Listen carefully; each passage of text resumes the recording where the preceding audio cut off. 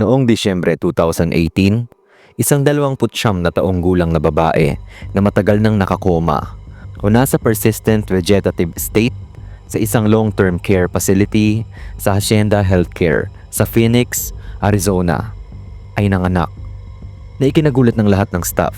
Isang caregiver ang nagtaka. May narinig siyang iyak ng sanggol sa silid ng isang pasyente na matagal nang comatose.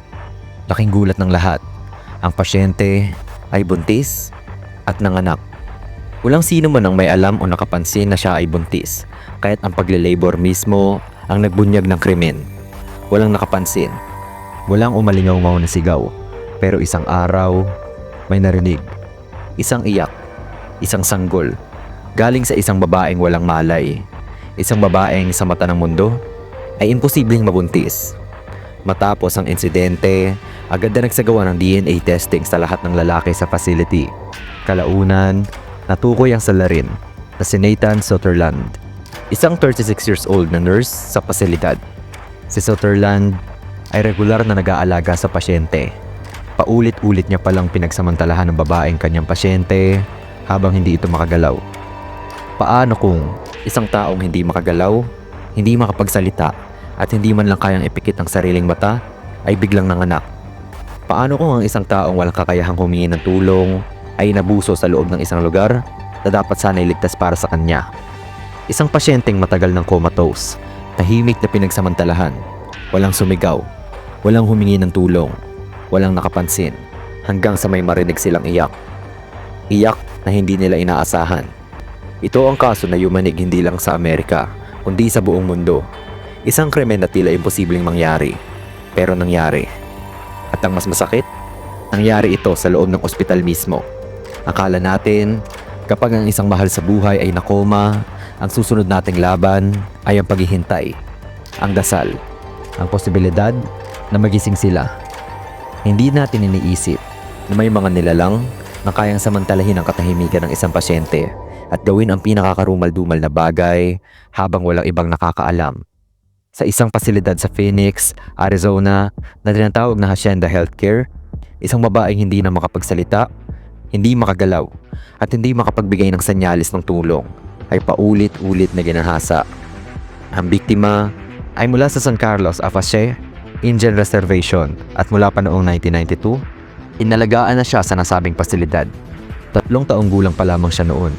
Isa siyang batang may malubhang kondisyon mula sa serye ng matitinding seizure na naranasan niya simula 2 buwan pa lang siya.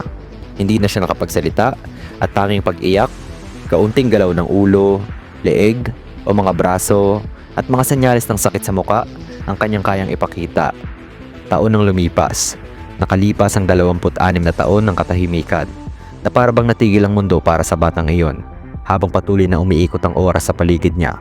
Patuloy siyang inalagaan ng Hacienda Healthcare na isang non-profit na pasilidad na sinusuportahan ng estado.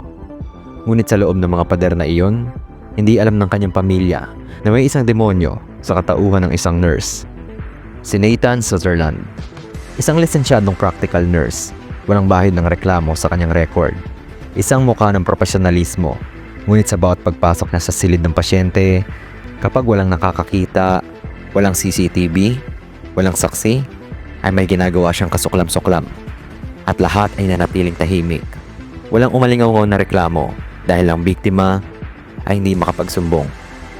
Hanggang sa isang araw, isang umaga noong 2018, isang caregiver ang nagtaka. May narinig siyang iyak ng sanggol sa silid ng isang pasyente na comatose. Laking gulat ng lahat. Ang pasyente ay buntis at nanganak.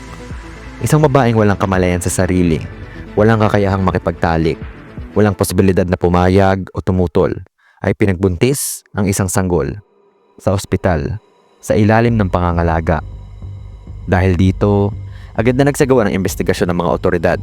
Lahat ng lalaking empleyado ay isinailalim sa DNA testing at sa huli, isa lang ang tumugma, si Nathan Sutherland, ang nurse, ang tagapag-alaga, ang rapist.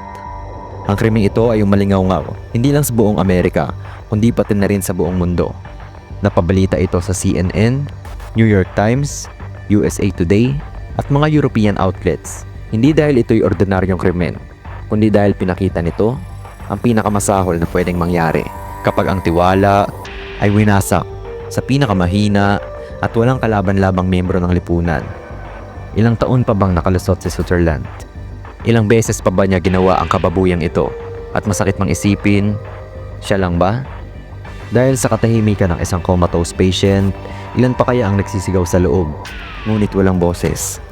Sa pagitan ng 2012 hanggang 2018, paulit-ulit siyang ginagahasa ni Nathan Sutherland, isang 36 years old na nurse na may asawa at 4 na anak. Walang makapansin ng tunay na nangyayari. Ang mga kasama sa trabaho ni Sutherland ay napapansin lamang na siya ay stress. Ngunit iniuugnay nila ito sa kanyang pagde-divorce noong 2018. Wala ni isa mang nakakaalam ng kababuyan at kasamaan sa likod ng kanyang ngiti at uniform. Hindi lang isang beses, maraming beses, at hindi basta-basta. Nagtamo ang biktima ng maselang mga sugat sa kanyang katawan, senyales ng parehong ni-rape siya sa kanyang ari at sa kanyang puwetan. Isang krimen na nagpapatunay ng matagal at paulit-ulit na abuso. Noong Desyembre 29, 2018, isang nakakagulat na pangyayari ang nagpagising sa buong pasilidad. Nanganak ang babae. Oo, nanganak siya sa kabila ng katotohanang hindi siya makapagsalita, sa kabila ng wala siyang kakayahang makalakad, sa kabila ng hindi dapat siya maaaring magdalang tao. Walang nakapansin. Inakala pa ng mga staff na ang kanyang paglobo ay sanhi ng kabag o pagtaba, kaya binawasan pa ang kanyang pagkain. Wala ni isang check-up, wala ni isang konsultasyon. Nang isinilang niya ang sanggol, hindi ito humihinga. Kinailangan pang i-resuscitate, umuling buhayin. At bagamat na iligtas ang sanggol, nababahala ang mga doktor na maaari itong magkaroon ng developmental issues. Lalo't ang ina ay umiinom ng matitinding gamot para sa kanyang kondisyon. Agad na nagsagawa ng investigasyon ng mga otoridad. Lahat ng lalaking empleyado sa pasilidad ay pinukuha ng DNA sample at noong Enero 22, 2019, natukoy ang ama ng sanggol, si Nathan Sutherland. Agad siyang inaresto.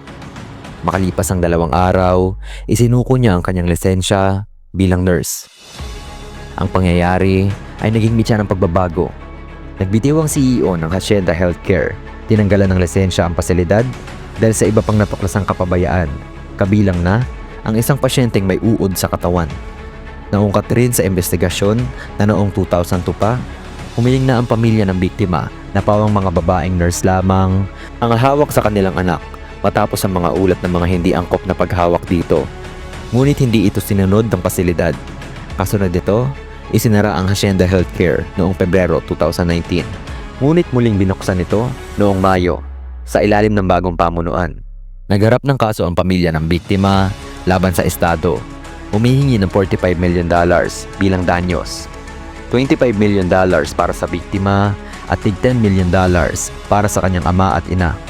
Nagsampa rin sila ng hiwalay na kaso laban sa Hacienda Healthcare mismo. Noong Hunyo 2021, nabot ang kasunduan. $15 million mula sa Hacienda Healthcare at $7.5 million mula sa estado ng Arizona. Isang malaking halaga, ngunit hindi sapat upang burahin ang trauma at kabuktotang sinapit ng biktima. Noong Setyembre 2021, sa wakas, umamin si Sutherland sa kasong panggagahasa at pang-aabuso sa isang bulnerableng pasyente. Noong Disyembre ng parehong taon, sinintensyahan siya ng 10 taong pagkakakulong. Pero dahil sa credit sa panahong nakulong siya, halos 3 taon na lang ang natira. Si Nathan Sutherland, ang dating nurse na nahatulan sa kasong panggagahasa sa isang incapacitated na pasyente sa Hacienda Healthcare sa Phoenix, Arizona, ay kasalukuyang nagsisilbi ng kanyang sentensyang 10 taon sa kulungan bilang bahagi ng kanyang hatol. Siya rin ay isinailalim sa habang buhay na probation at kinakailangang magparehistro bilang isang sex offender matapos ang kanyang paglaya. Ang kanyang sentensya ay pinataw noong Disyembre 2, 2021 matapos siyang umamin sa kasong sexual assault at pang-aabuso sa isang vulnerableng adulto. Sa ilalim ng kanyang plea agreement, natanggap niya ang maximum na parusang pinapayagan na 10 taon ng pagkakakulong. Bagaman hindi isinawalat sa mga pampublikong ulat ang eksaktong kulungan kung saan siya nakakulong, malamang na siya ay nasa isang correctional facility sa Arizona na may kakayahang humawak ng mga inmate na may kasong sexual offense. Dahil sa kanyang habang buhay na probation at pagiging rehistradong sex offender, si Sutherland ay mananatiling nasa ilalim ng mahigpit na pagbabantay ng mga otoridad kahit matapos ang kanyang pagkakakulong. Ang sanggol ay nabubuhay ngayon, isang inosenteng nilalang na bunga ng karumal-dumal na krimen. Ang kanyang ina ay nananatili sa ilalim ng pangangalaga, walang kakayahang magsalita ng saloobin, ngunit araw-araw ay patuloy na nabubuhay. At ang mga taong dapat sana'y tagapangalaga niya, sila rin ang naging sanhi ng kanyang walang hanggang katahimikan. Ito ay kwentong hindi dapat makalimutan, hindi lang bilang babala, kundi bilang panawagan sa tunay na katarungan at pagbabantay sa mga tinatawag nating institusyon ng alaga.